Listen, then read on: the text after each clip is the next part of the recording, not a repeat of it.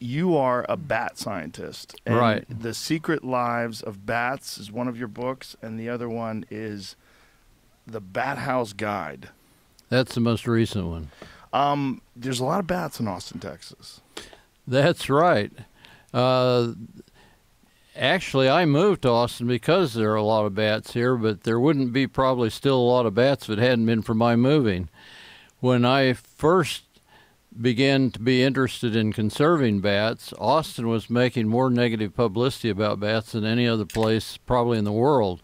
There are news headlines from coast to coast saying that hundreds of thousands of rabid bats were invading and attacking the citizens of Austin. And was that nonsense?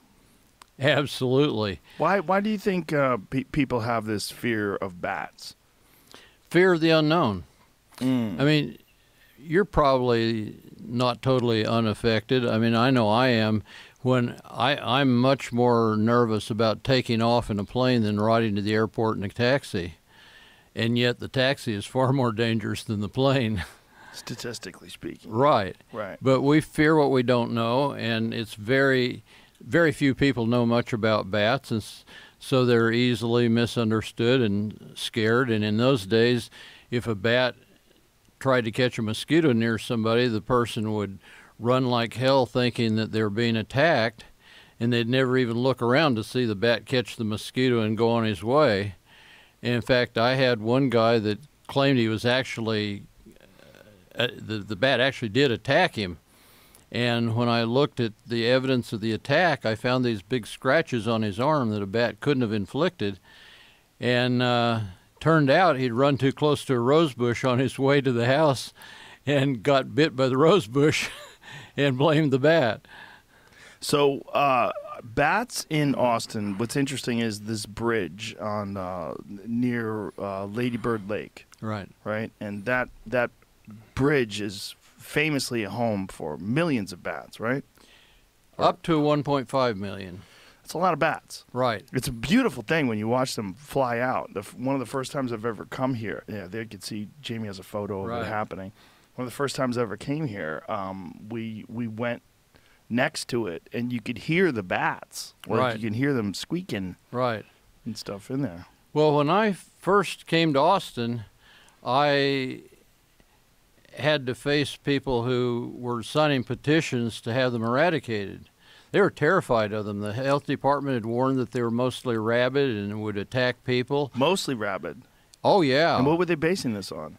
In the early 1980s, there were all kinds of planted stories in the news media by pest control and health people that made money off of fear of bats. And like Family Circle and Good Housekeeping magazines were running articles like 3 Years of Terror, Real Life Ordeal.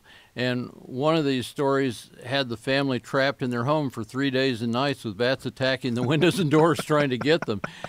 And so people were really frightened, genuinely.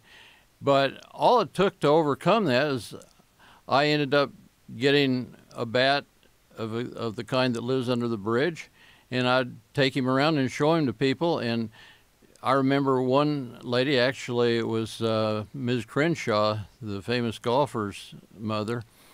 She thought, you know, when she first heard I was conserving bats, she told her friends, she said, well, what next? Somebody's going to be trying to conserve cockroaches. But the first time I actually showed her a live bat in the hand, she was like, oh, isn't he cute?